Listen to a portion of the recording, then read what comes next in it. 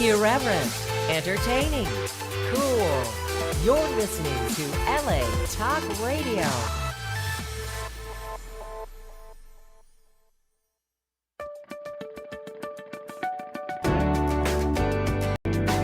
You're listening to All Things Therapy with Lisa Tahir, only on LA Talk Radio.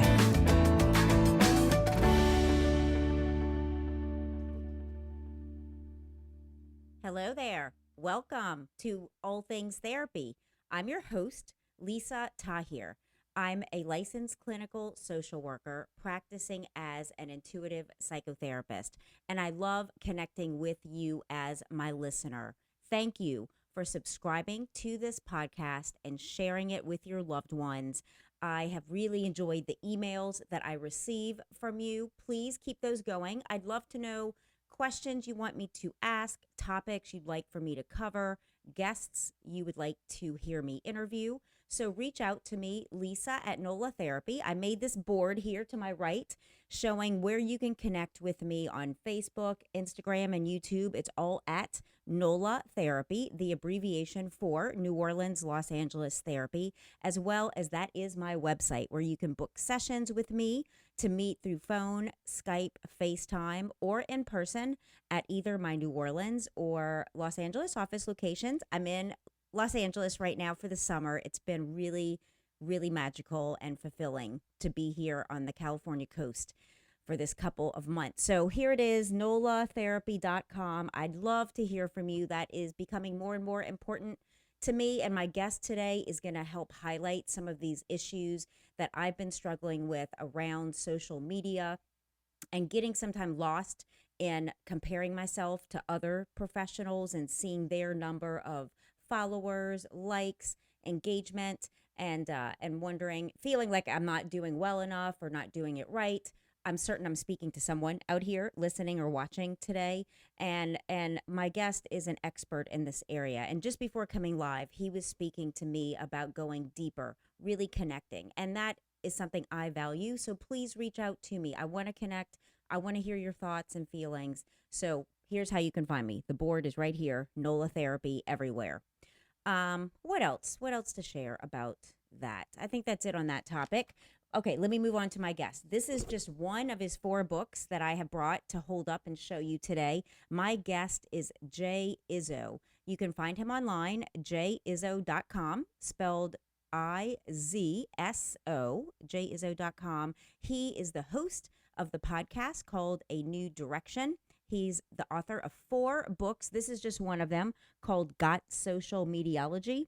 He's known as the Internet Doctor. You can find him under that handle on Twitter. Find him on Facebook under Social Media Psychology, as well as on YouTube. A New Direction is his podcast. So what makes Jay qualified is that he is a psychological business consultant. He's an award-winning speaker, a member of the National Speakers Association, a member of the American Psychological Association, and he's the manager of the Psychological Marketing Network on LinkedIn.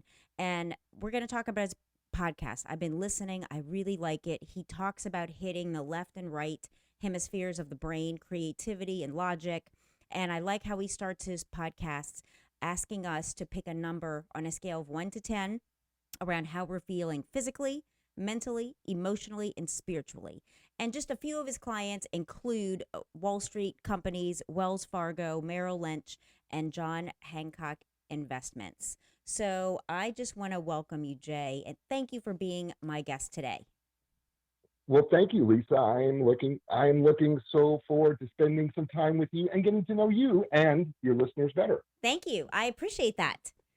So where would you like to start us? You have an interesting background as I've come to start to learn about you. You have interviewed my dear friend, Aura Nadrich, who's a mindfulness meditation teacher.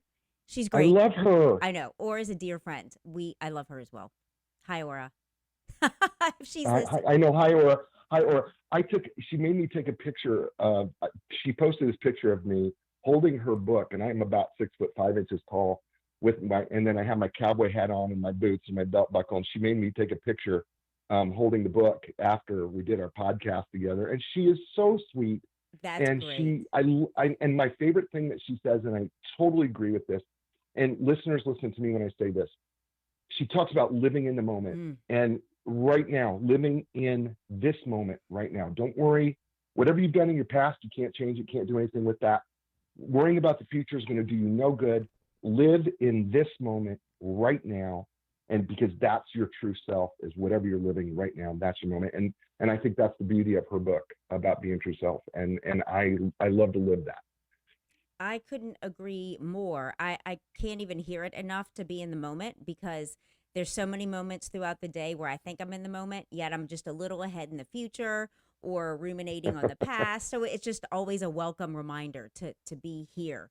And having said that, Yes, I listened to on the way to the studio the commencement sure. speech you gave at Doane University, Doane College, where you graduated from. I was struck Right. by how you had a .75 GPA at one point, yet Right. graduated with a higher GPA later on. Like you finally connected to your purpose and just I love your commencement speech talking about doing things that make you afraid. You have to get up Right. whenever you stumble and fall down. The role of Yeah. gratitude and giving effort. Can you spend a little Yes. time talking to us about how you came to believe in these principles of living? Yeah. My this last book that I've written is called Lessons from the Farm: Essential Rules for Success. And I grew up a farmhand in Nebraska, and that those lessons, just being a farmhand from the time I was a little boy to a teenager going off to college, those lessons taught me. I learned so much because my parents didn't own a farm. I was in a farming community of 119 people in Ithaca, Nebraska, and I learned so many valuable lessons that I still own today. But it served me well throughout my life. And one of the things is that we're all going to be hit with something. You live long enough, you're going to have a villain in your life. And when I mean a villain, I don't necessarily mean a person, and I don't necessarily mean somebody that's going to look like the Joker or Darth Vader. I mean, there's going to be a Right. circumstance, there's going to be a situation, there's going to be something that's going to hit you out of nowhere.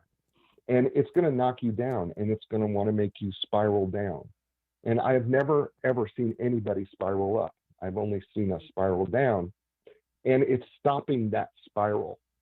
And having been there, having been in situations in my life, not just in college, but other times in my life where I felt like I've hit rock bottom and I didn't want to get up, there was something inside me, probably from all those years at the farm of getting kicked and bit and smacked, that you Literally, got to get up. literally being kicked and bit and crapped on, and I've heard Yeah, you say, yes, it's true. I've been kicked, bit, crapped on, yeah, gored, stabbed. I've been all those things.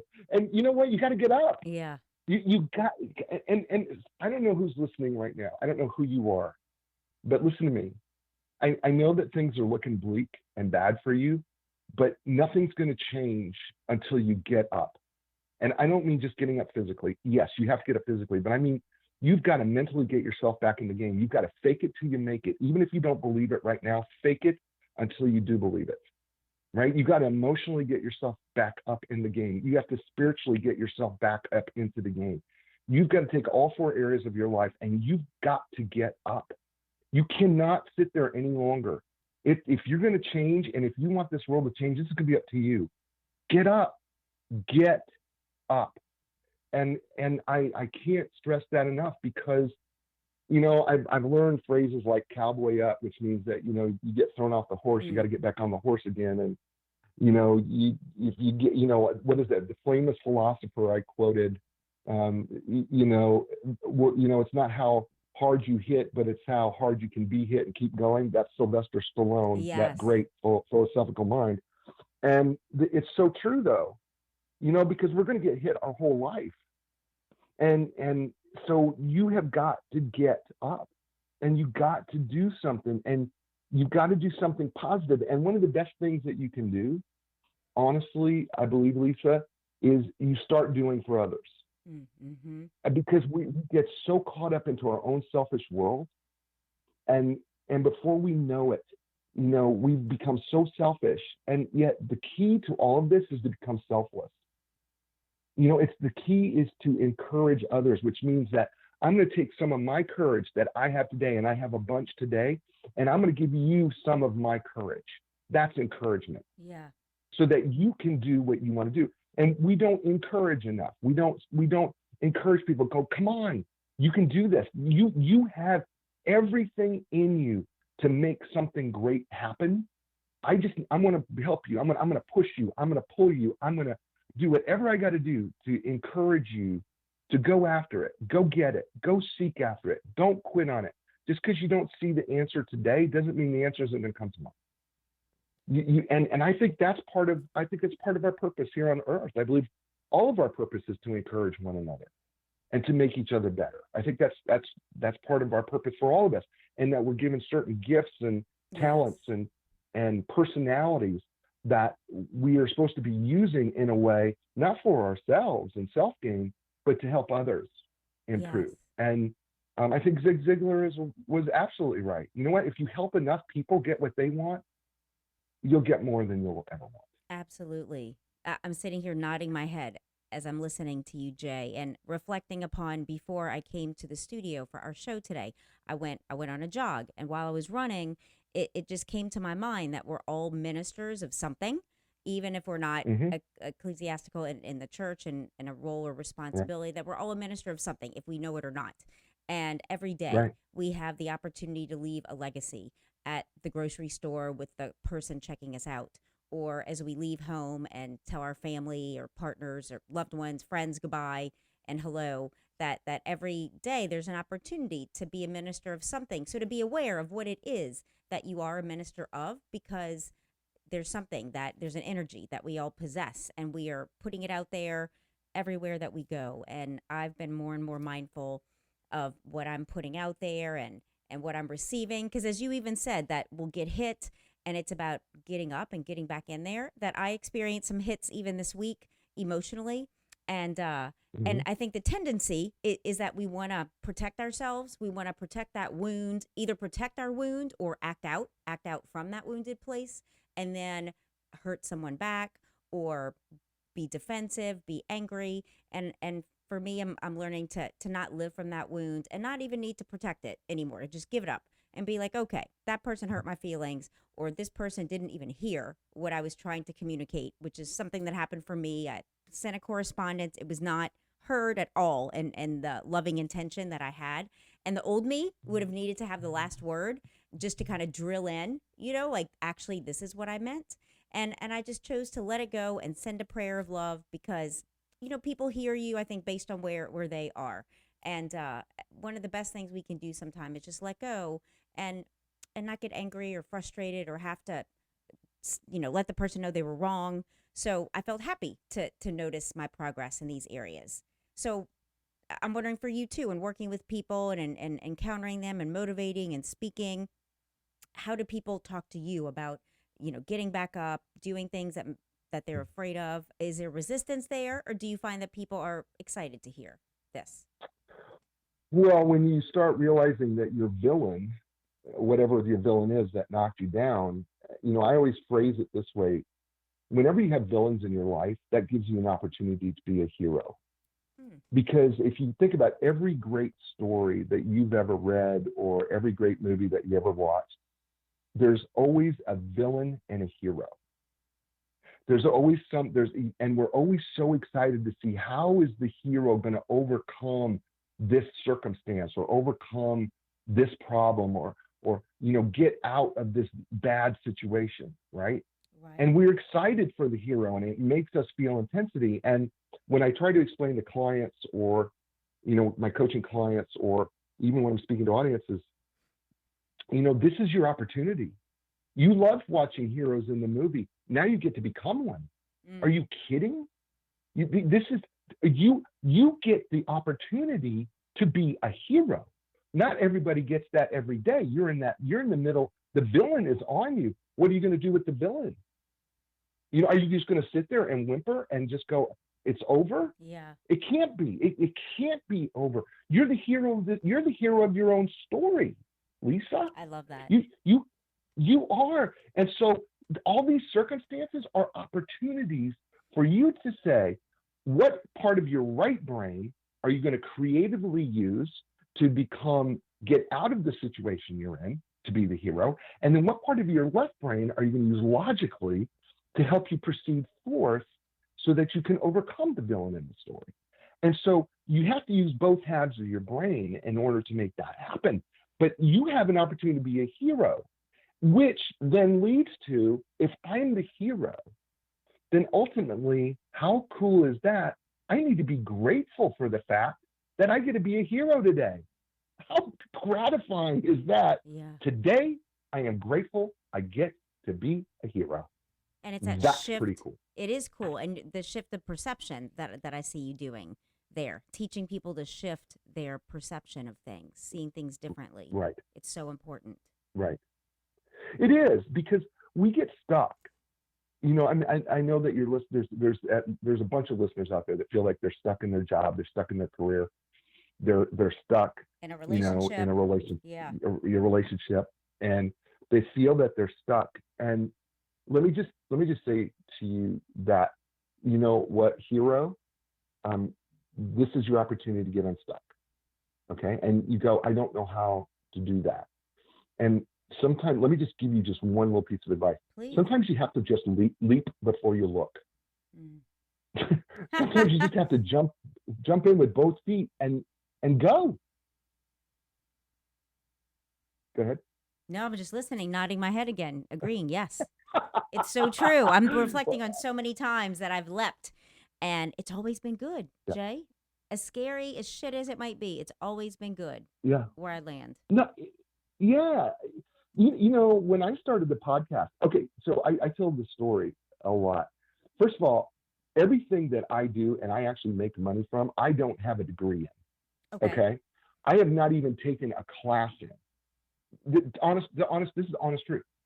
So my master's and doctoral work is in psychology, okay, which is a great degree. Okay, it's an absolute great degree, and I am very happy that I have that degree. But the fact of the matter is, I speak around the country. I have never taken a speech class in my life, ever have taken a speech class. Wow. I have never been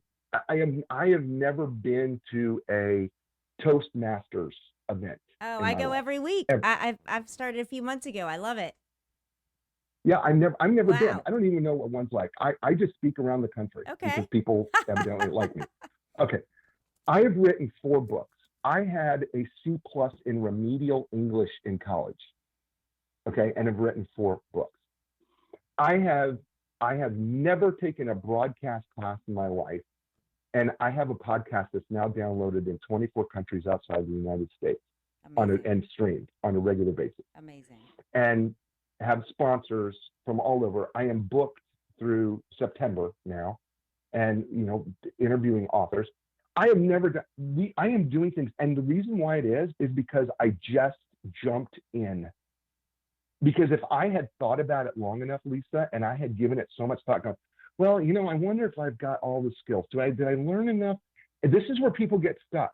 You start thinking, and when we start thinking, it paralyzes us. And you've heard the phrase before: paralysis by analysis. And what happens is we analyze everything so much, thinking through everything, that what happens is we never get anything done because we're saying, well, what if I'm not good enough? Jump in. One of the best pieces of advice I got was a couple of weeks ago, and I love the way this guy is 82 years old, and we're playing cards. Okay. And we're playing a card game. and there was a young person watching us play this card game, and this young person says, I don't know how you guys learn how to play this card game. And it was cribbage. The game is cribbage. And it's been around for centuries. Mm-hmm. And anyway, so the guy's 82 years old, and what great advice for life. He said, you want to learn how to play? Pick up the cards and deal. And I went, oh, that's the name of my next book. Just deal. Oh, because you know what the truth of the matter is? You've got to pick up the cards and just deal. And then as you're dealing the cards out, you'll figure it out. And that's what that's what I did with podcasting. That's what I did with speaking. That's what I did with writing books. That's what I've done with coaching. Mm-hmm. Is I just jumped in and figured it out along the way. But if I spent too much time thinking about it, guess where I would be? we would not be having this conversation because I'd still be stuck, Lisa. Yeah. Yes. I love what you're saying. It's so important for people listening right now because I sense that a lot of our listeners are in that quandary and in that place of things they would love to do, yet feeling like they're not qualified or not sure how to put the Right. pieces together. And it is about just deal the cards and get in the game that you want to play, that you want to do.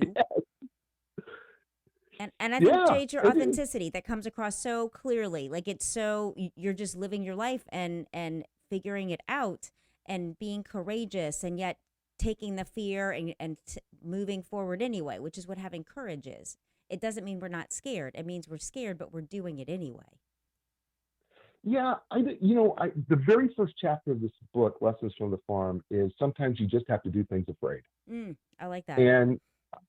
And I remember the situation was, it was the first time I ever had to face the fact that we had to castrate a pig, Okay. a boar. And right, this is, by the way, this is great radio. People tuning in right now, castrating a pig on NOLA therapy. That's awesome.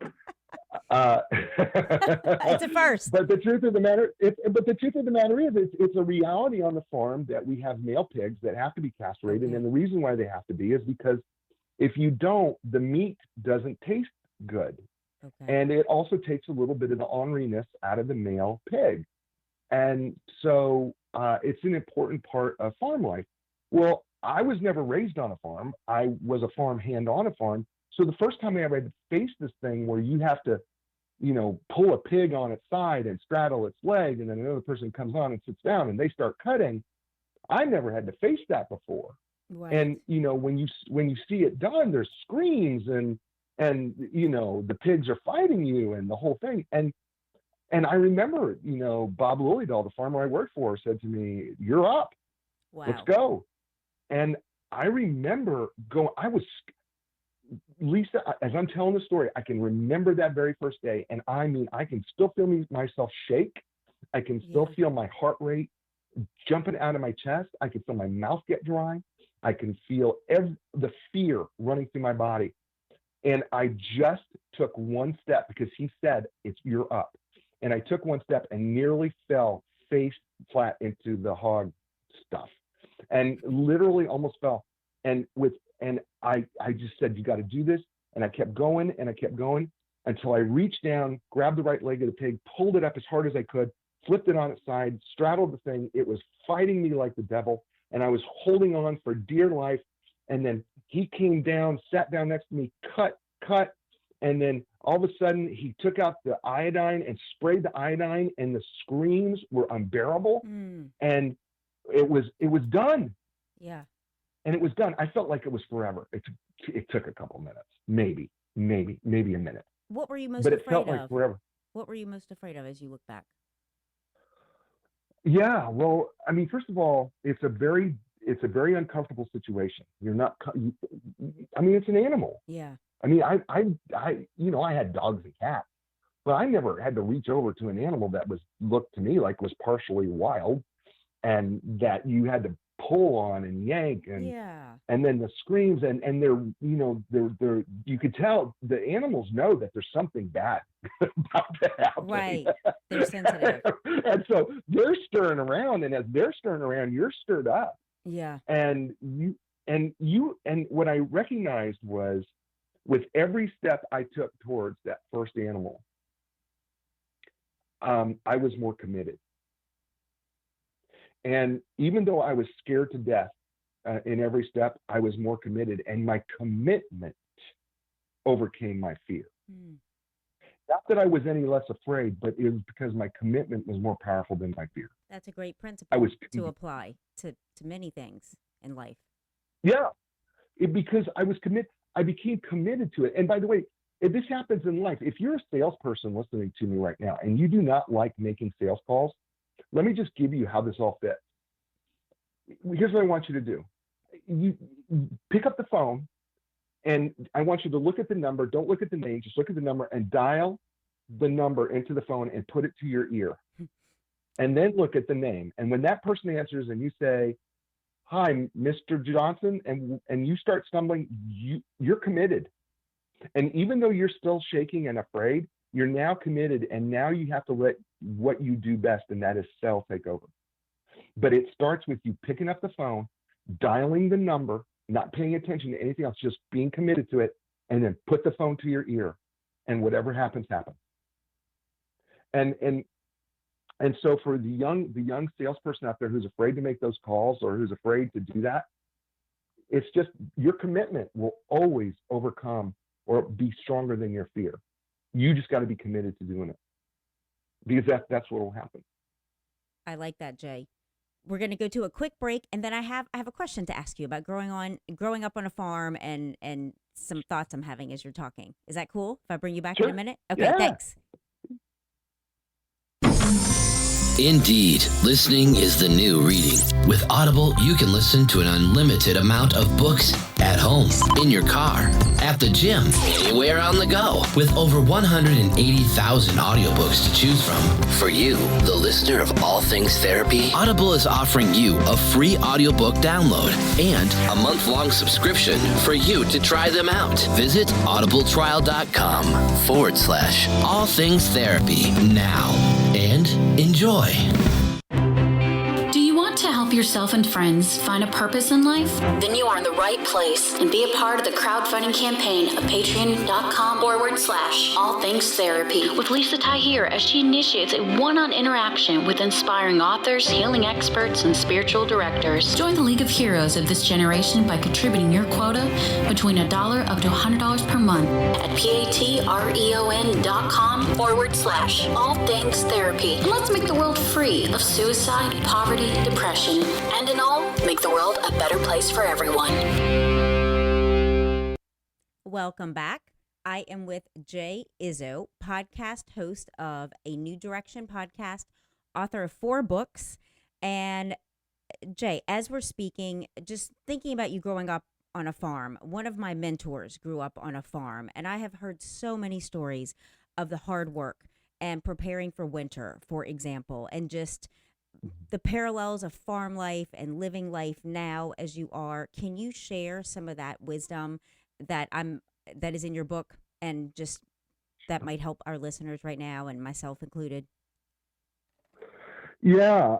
So one of the things that we don't do very well once we get into our busy business lives is we stop paying attention to our senses. When you're on the farm, your senses are everything. You're hearing, your sight, your smell, your touch, your taste. It's all important, and we have to rely on that every single day.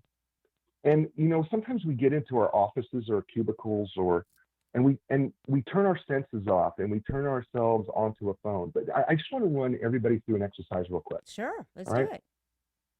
So let's do it real quick. All right, right now, I want you to, what are you touching? I mean, seriously, what are you touching? Are you holding a pen? Is your hand on the desk? Is your hand on a computer? Is your hand on a mouse? Is your hand on a phone? What does it feel like? Is it hard? Is it soft? Is it warm? Is it cold? Is it wet? Is it dry? Like we get reacquainted with that sense of, what does that really feel like to me? What does that feel like? And how does that feel to you? And what does it tell you? Does it tell you that, because we habituate, the word habituation is something that we do very well as human beings. We habituate to things so fast, we don't even realize we're feeling them anymore. We don't even realize we're touching them anymore, right? Because we habituate so quickly. And the reason why we do that humanly is because it allows us to get on with other things. But sometimes you got to stop. What is it that you're touching? And how are your palms a little sweaty? Are they dry? Why? What's going on, right? What are those signs telling you of feeling? All right, you got that? Good. Okay, let's go to the next one, right? Right. I know you want me to go to the eyes, but I'm not going to go there, right? I want to go to your taste. What are you tasting in your mouth right now? Right? Was it something you had for lunch or breakfast, or is it something that you just put in your mouth? Maybe you swallowed some lemonade or a bottle of water. Maybe it's your own saliva. Maybe you've got a piece of gum. Maybe there's remnants of some mint, or maybe some bubble gum in your mouth. But what are you really tasting? Is it good? Do you really like it? Do you really like that taste? Right? What does it mean to you? What does it suggest to you? Does it suggest happy things, negative things, positive things? What does it suggest to you? Okay, good. You got that one. All right, what about your smell? What are you smelling right now? Because you probably haven't really smelled what's going on in your office. Maybe not want to, right? But what do you smell, right? I mean, what is that smell? What is that scent? Is it some perfume? Maybe it's something not very pleasant. Maybe there's an odor there that should detect that says, man, I think there's some mold in my building, because it's musty and it shouldn't be musty, right? So pay attention to your smell because it can suggest a lot of things to you, right? And then, what do you hear?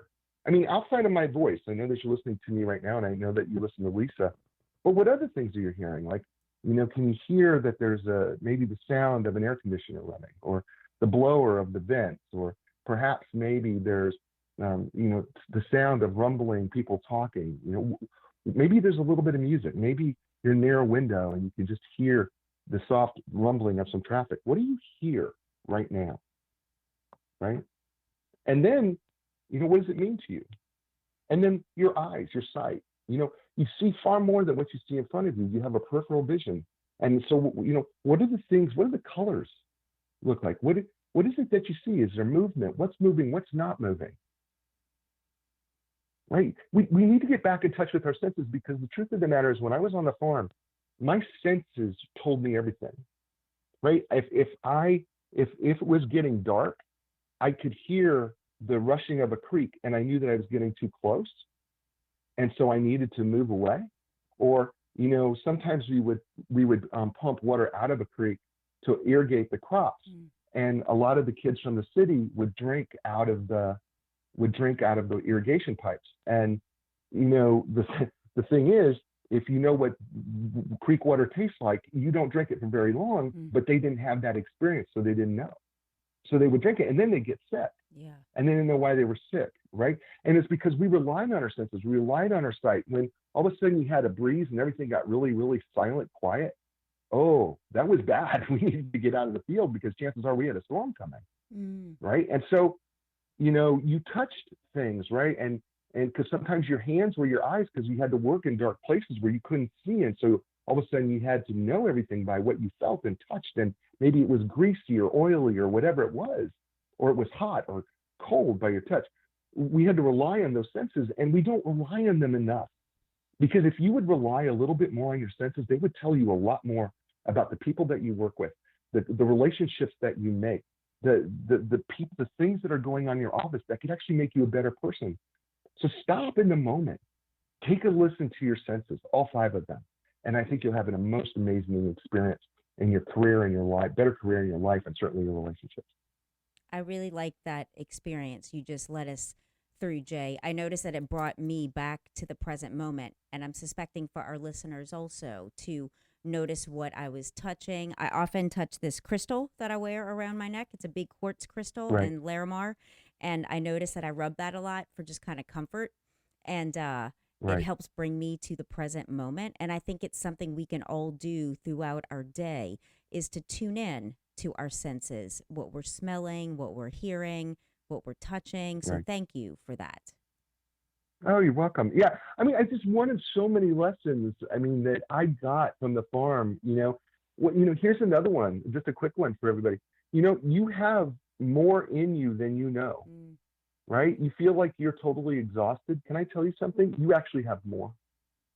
Just because you think you're tired doesn't mean you're completely done. Your body will not allow you to be completely done. You always have more left in the tank.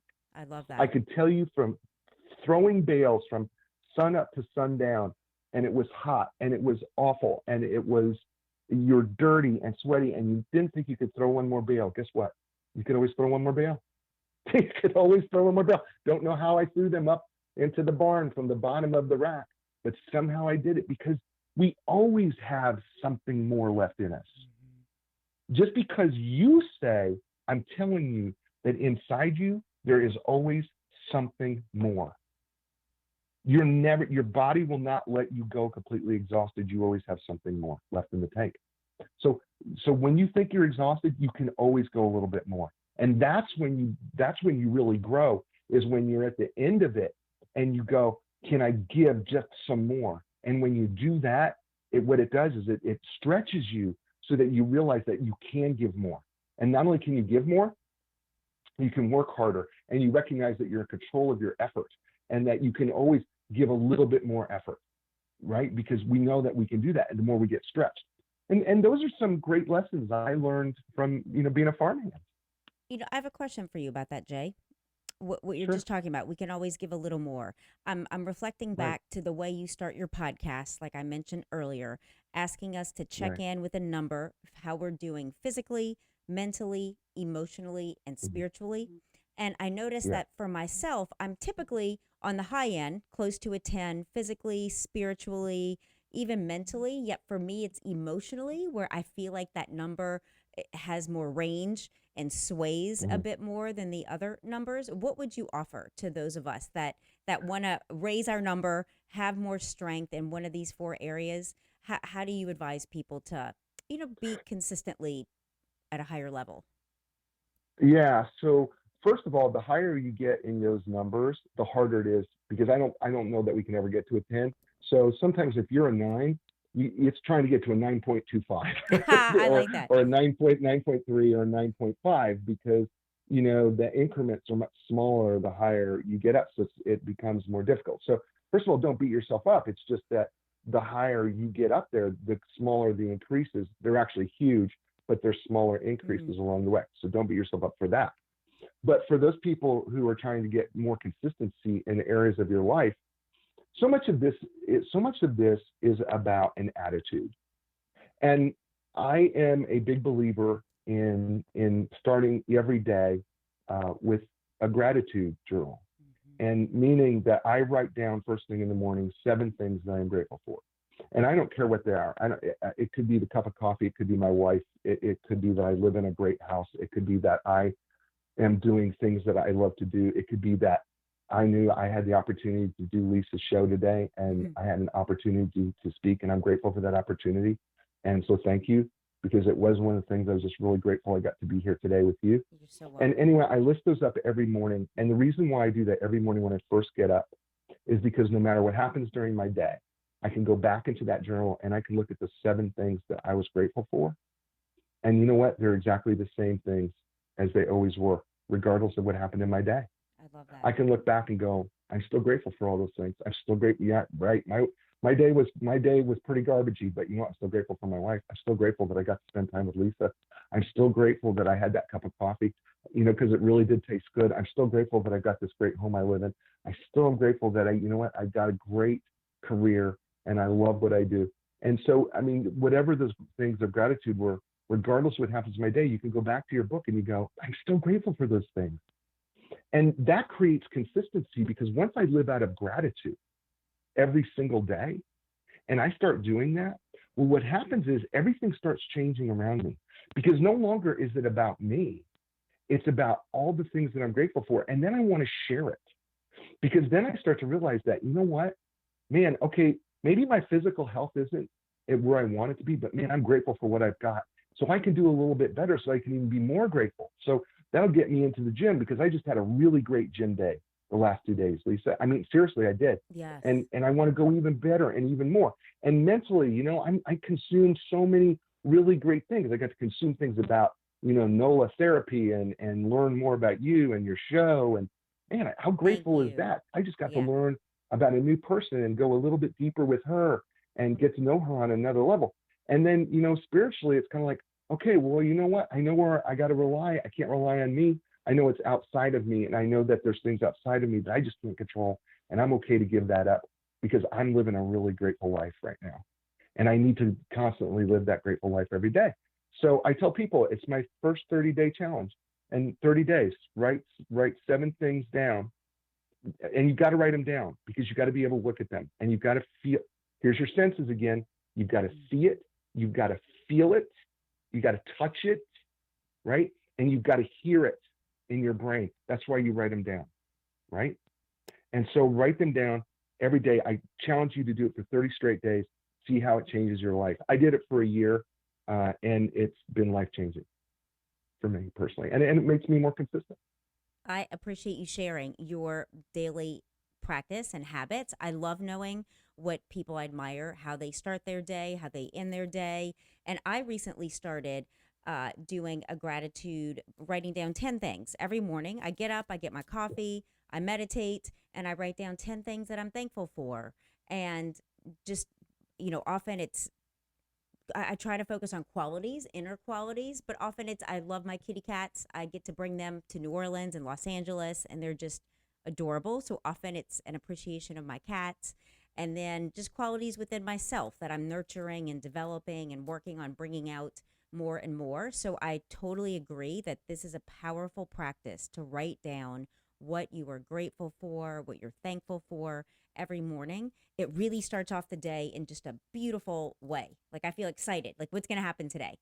Every day I'm excited, Jay. Yeah. Like the unexpected. Like bring me some great news, universe. Like come on, God, I'm ready for everything good that I've been laying this groundwork for. So I really resonate with you around this.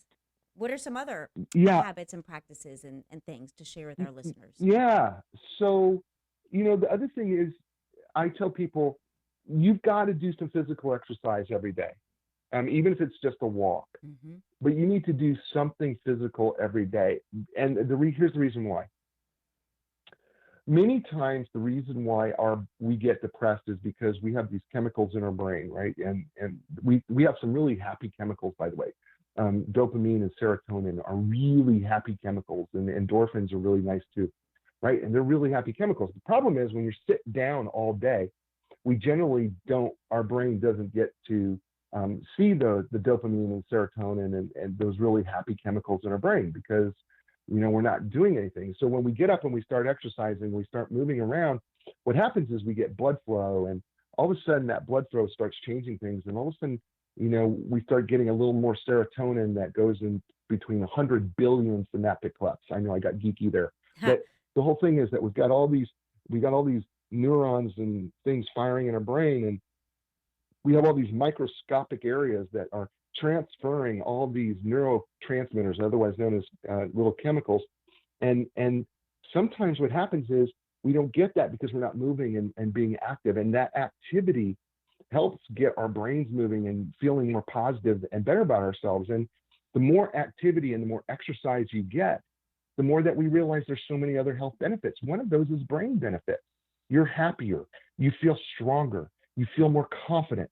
There's more serotonin, there's more dopamine, you get endorphins because you're able to last longer, you're able to have more endurance.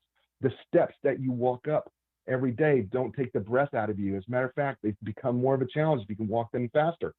So I'm a believer that you need to do exercise at least 5 days a week. All right, because I do exercise 5 days a week, and I know people can't do my schedule. I lift for I exercise for 2 to 2.5 hours every day. That's awesome. And I know that people can't always do that schedule, but it's important for me to get there because it makes me feel right with myself physically. And I know this, folks, when your body feels good, guess what happens to you mentally, emotionally, and spiritually? They all feel good. Mm-hmm. And so I know that when you're physically taking care of yourself, eating right, you know what they say, folks, right? Abs, your abdominals, they're made at the dinner table. They are. They're not made in the gym. It's true. Right? So let's put in good stuff let's put good fuel into our body, right? I'm not saying you can't have things that you enjoy. I'm not saying that, but why don't you put more good fuel than bad fuel in your body, right? And as Americans, the things that we do probably worse than any other country is we overindulge. And so why not cut back a little bit? You don't have to eat the whole thing. You don't have to have that second piece of pie. You don't need that fourth pizza. I'm not saying any of that stuff by itself is necessarily bad, but you just don't need to overindulge in it. And it might we be have a emotional tendency to do that. eating. And if we're tuned into our senses, as you were discussing, we might be able to address that emotional need through a different venue than overindulging, I think. Right. Yeah, no, you're right. And, our biggest downfall is sugar, right? Because we have a natural receptor for sugar. And, the more that we're learning about sugar is, sugar is causing us more problems than fat. Yeah. In reality. And so,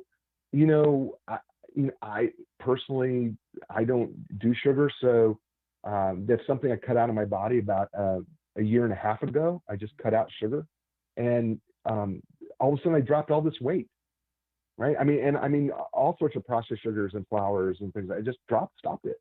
And coupled that with my workouts, I feel better. I feel more confident, and my wife loves my body far Yeah, more. that's She always awesome. loved me, but now she likes my body even more because 30 pounds just went away, and That's great. and I'm like, wow. I mean, yeah. I mean, here I am.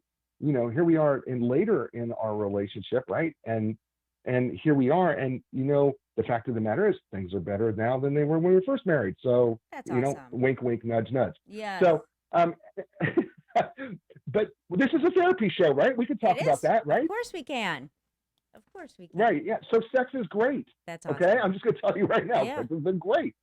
So, and it's because I'm eating right and I'm physically better and, doing my things with the doctor. So that's one of the things. And you're people. liking your And body then, more too, I hear. And that helps you to be able to be intimate when you're really loving your own body.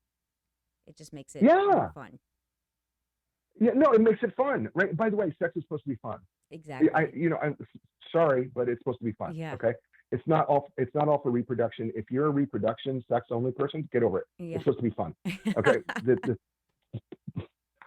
True. Okay, that's a farmhand talking there. Okay, because I watched a lot of sex with right. So I mean, it happens out on the farm. It's just part of the nature thing. But it's supposed to be fun. It's what it's meant to be. Absolutely. The other thing, the other thing is it's also the being spiritually connected. Mm-hmm. I think people. What happens is we search for things. And as we do this search, what happens is we fill ourselves with the wrong thing. And so our journey is to fill ourselves with something that's good for us, not something that's bad. And so often we, will turn to drugs or alcohol or something like that because that becomes the way we deal with life. Right. And that's not a spiritual answer. It is spiritual in the sense that you're altering your mind and you're altering your body and you're creating a spiritual answer, but that's not the answer for you. And there's a lot of places. And by the way, if you are addicted to drugs and alcohol, I just want to say, listen, why don't you just check out Alcoholics Anonymous or Al-Anon, or there's all sorts of other places that you can go, and these people are awesome people, and they will hug you and love you and encourage you through it. Support you. And there's a lot of free places for you to go ahead and meet people who are struggling just like you are, that can help you, and it's free to you in the community. So I just encourage you to check that out as well. But sometimes what we're trying to connect with is we're trying to connect with something outside of ourselves that's not working. And you need to pay attention to what you're connected to, because if you're not getting a sense of peace or you're not getting a sense of joy, and you can't get yourself back to being centered in your life, then you're probably it's because you're actually, spiritually in touch with the wrong thing. That's just the truth. And so I want to encourage, people along their spiritual journey that, if it's not working, then keep searching, because it's out there. And so I think you need to do that. The other thing is, people mentally stop consuming all the news. I'm just going to tell you right now, the news is making us angry as a community society. And stop it. You don't have to watch the news. And I know your addicted excuse is that I got to be informed. Can I tell you something? You're going to know. You don't have to watch the news to know. But I will tell you that the more you watch the news, the more anger that you have. And I don't care what side of the aisle you're on. This isn't a political show, and I'm not about to get into it. I just know that regardless of who you are, the more news that you watch, the angrier that you get. And we stop consuming it. Nobody's telling you the news anyway. They're telling you their portion of the news. It's not the whole story. It's only a part of the story, because if they told you the whole story, it would be one story that they could tell in an hour. And they can't do that. So they have to give you parts of the story. And so you're not getting all the information. And so part of it is to raise emotions in you and to make you feel angry and to constantly get you to feel agitated and to make you feel that everything is black and white and that there's no gray. And that's what the news does to you. Stop consuming it, because it's not helping you mentally and it's not helping you emotionally. Jay, Start consuming I'm going to jump in. things like this program. Thank you. I'm Right. going to jump in because unfortunately we're at the end of our time, and the time has gone by so quickly. I'm even surprised by that. I echo what you say, and just want you to share with listeners how they can be in touch with you and find your materials before we end. Yeah. Just Google up A New Direction with Jay Izzo, and that's I as in ice cream, Z as in zebra, S as in Sam, O as in ocean. And if you look up Jay Izzo, IZSO, if you look me up online, you'll find my website, jayizzo.com. You can find me. I connect with everybody everywhere. So if you're on Facebook, look up Jay Izzo. If you're on Instagram, look up Jay Izzo. If you're on Twitter, look up Jay Izzo. I know it'll say Internet Doctor because I use that handle too. Right. If you're on LinkedIn, Jay Izzo. My book is entitled, this latest book is titled Lessons from the Farm, Essential Rules for Success. That is the title of the book. It's available hardcover, paperback, Kindle, and I'm in studio finishing up the Audible book. So if you want to listen to these golden tones, read you my book. That's awesome. You'll hear those as well. I love audiobooks. Jay, you are just amazing. Thank you for being my guest with such short notice. I've loved it. It was so meant to be. Thank you. Yes, it was. And I appreciate you, Lisa, so much. Thank you. Thank you. We'll talk soon. I'm going to send you my book in the fall of 2020 and have you take a picture of it as well with your cowboy hat on, like you did for Aura.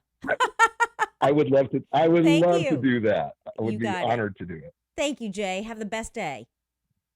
All right, you too. Thank you. Bye. Bye-bye. That concludes my show with Jay Izzo. Find him online, Jay Izzo, like he just shared.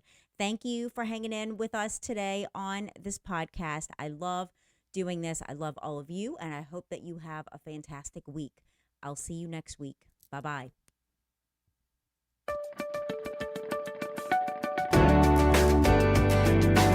You're listening to All Things Therapy with Lisa Tahir.